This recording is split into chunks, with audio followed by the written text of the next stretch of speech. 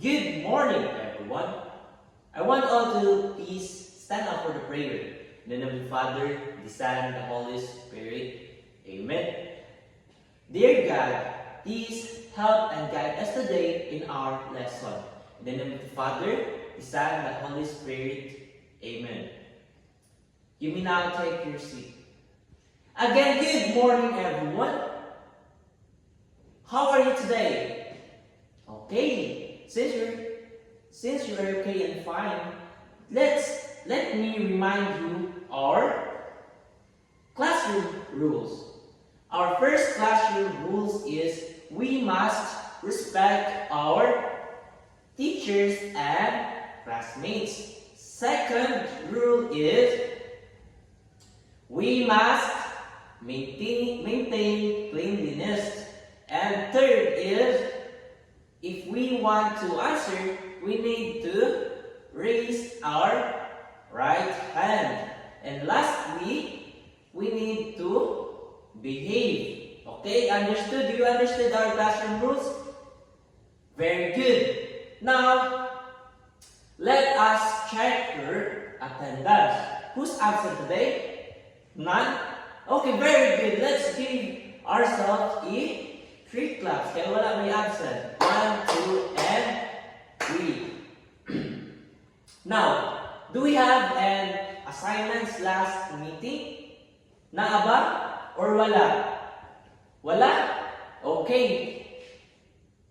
Now, kinsa ninyo ang naka-remember sa ato ang past nga lessons? Okay, very good. Do you understand our past lessons? Okay. Now, since nakasabot na mo sa ato ang past na lessons, we will proceed to our next topic. But before we proceed, we will be having first an activity. As you observe, okay, please read the instruction for this activity. Observe and arrange the jumbled letter. As you can see, there is an images or a pictures presented here. What you're going to do is, you're going to observe the images for you to arrange the jumbled letter. You will arrange the jumbled letter. After you arrange a jumbled letter, you will write the correct answer on your paper. Understood? Okay, I'll give you enough time for that. You can now start. Okay, are you done, class? Yes. So, who can give me the correct answer? It is a folk dance. So, based on our preliminary activity, do you have an idea what would be our topic today? Okay, very good. Our topic today is all about folk dance or related on folk dance. Correct. Now,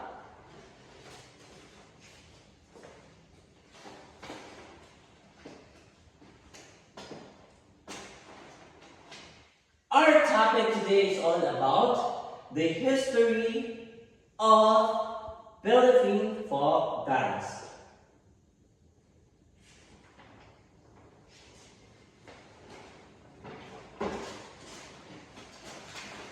Everyone, let us read the objectives.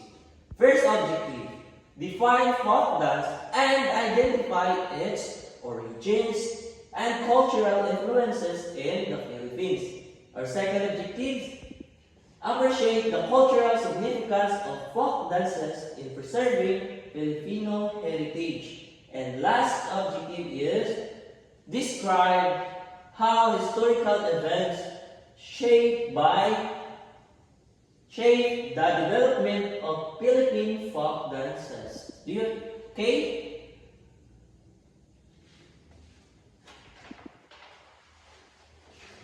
Now, we will be having a group activity.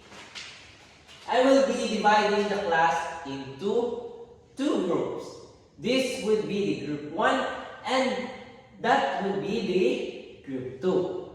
What you're going to do is, you will answer the question, what is folk dance? And you will answer it by group. Each group will select a group leader. Because after sharing your thoughts and ideas, or after answering the question, the group leader will present or will orally present your answer. Understood? Okay, I'll give you enough time for that. You can now start or work as a collaborate with your classmates for you to answer the question. Are you done? Okay. Group leaders, please be prepared. Okay, for group 1. Okay? Okay, very good. Your answer was correct. Group 2. Okay, very good. Group 2. Very good. Okay, most of your, both group 1 and group 2 has the correct answer. Let's give ourselves a 3 claps. 1, 2, and 3.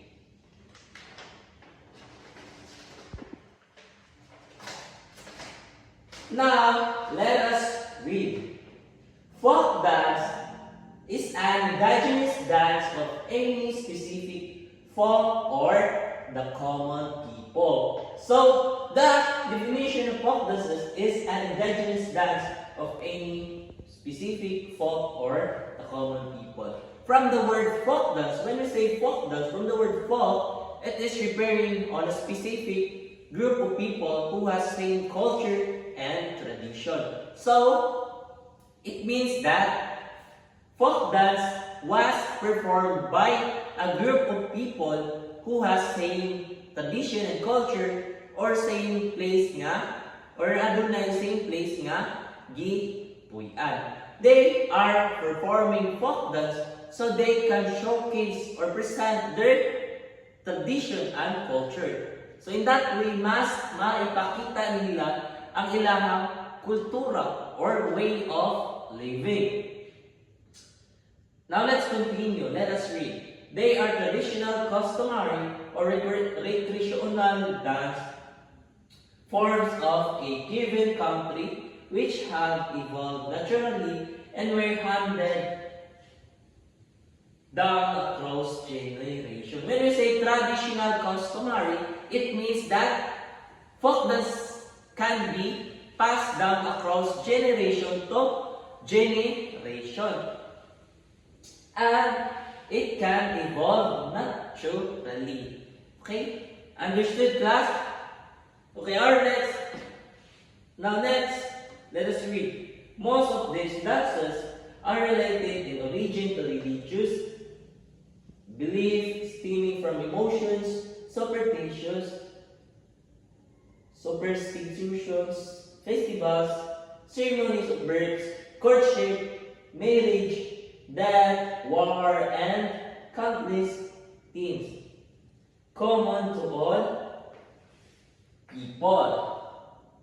So, most of folk dances are related in origin to religious beliefs. Diba? As you observe, diba, maka-observe ka sa mga folk dances na gina-perform, most of folk dances are related to religious belief. Diba na ay mga folk dance na gi-perform, nga moral, it is dedicated for Thanksgiving or kaning something like magpasalamat sa kuan, like mo na naghapon sa nag-perform for religious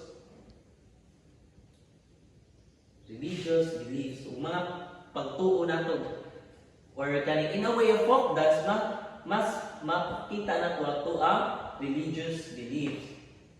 Stemming from emotions, so while performing naturally na ay emotions as superstitions, festivals, ceremonies of birth, o di ba, na ibang kaning courtship. There are folk dances na, di ba, by partner, then magkuan-kuan sila kaning magukod-gukod, something like a lovers, di ba? Marriage, death, or war, and it is common to all people. Understood? Okay, let's proceed to our main topic.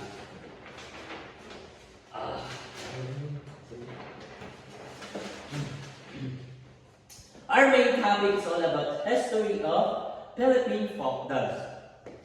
Let us read. Philippines came from rituals, prayers, and celebration. So most of folk dances here in the Philippines originally came from tribe rituals, prayers, and celebrations. Some places of the Tagalog regions have Spanish and European influences. Okay, so we all know that we are ruled by the Spanish for almost 300 years. So as expected, the folk dances in Tagalog regions was influenced by Spanish and European. Because when we are ruled by the Spanish, as expected, their tradition and culture or anything or way of living are also ilang gidaan sa Pilipinas. So the folk dances in Tagalog regions was influenced by Spanish and European. Now, let's move. Visayan region was inspired by animal movements and shaped by the Muslim culture. So in Visayan region, it was inspired by animal movement. So most of the folk dances in Visayan region was dedicated or was copied on animal movement. Because here in Visayan region we are near on forest, mountains, seas, di ba? So as expected, then ang mga tao they are close sa nature. So atto nila nasundog ang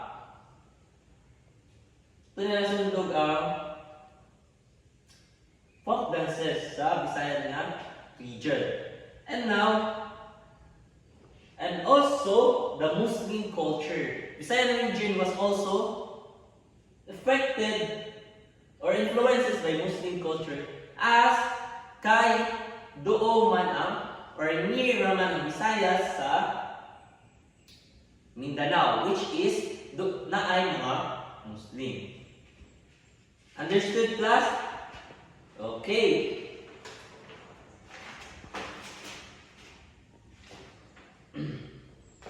The indigenous people express their sentiments and feelings through dance in form of thanksgiving for bountiful harvest, as an offering to the gods in supplication for the recovery of a sick member of the family, as thanks for the birth of a child, and as ceremonials in preparation for battle, victory, love, marriage, or death. So, most of indigenous people are performing folk dance in order to express their feelings, or through folk dance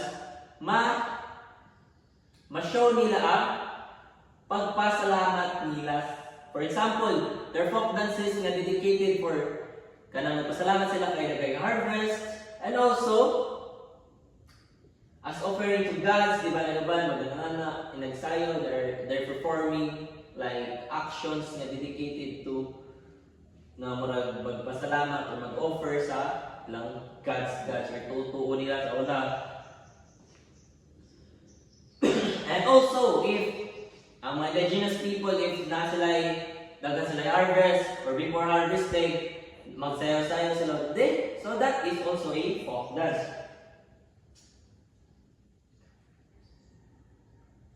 cover a sick member, as a thanks for birth child, ceremonials and preparation, victory, love, o, di ba? There are the indigenous people uses folk dances so they can daghay reason nga nung ilang perform para magpasalamat, para sa kaning love, marriage, or unsa pa. Now they set to dance and music the main milestone in the drama of their everyday life existence. Understood that? Okay, very good. Again, do you really understand our lesson today? Okay, since you understand our lesson, I want you to answer the follow-up questions. Everyone, please read the instruction. Write T if the statement is true and if it is false. So, question number 1. Folk dance is only performed by elders and it's not passed down to younger generations. It is true or false? Number 2. Indigenous people use dance as a way to express emotions and beliefs. It is true or false? Number 3. Some folk dances are related to marriage, courtship, and birth ceremonies. Is it true or false? Now, number 4. Folk dances remain the same and never change over time. It is true or false? Number 5. Philippine folk dances reflect the country's history and cultural influences. It is true or false? Okay, I'll give you enough time with that. Are you done? Kindly pass the papers here in front. Now, let us proceed to your assessment. In your assessment, you're going to read and answer the following. You're going to answer the following question. Why it is important to preserve folk dances? I'll give you enough time to answer your assessment. Are you done, class? Okay, please pass the paper here in front.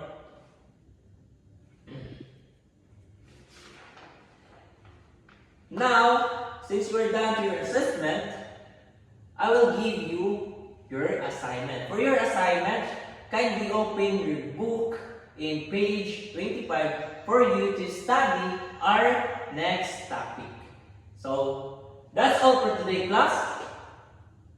Thank you. I want all to please stand up for our closing prayer. To the Father, the Son, and the Holy Spirit. Amen. Dear God, thank you for guiding us today in our lesson. In the name of the Father, the Son, and the Holy Spirit. Amen.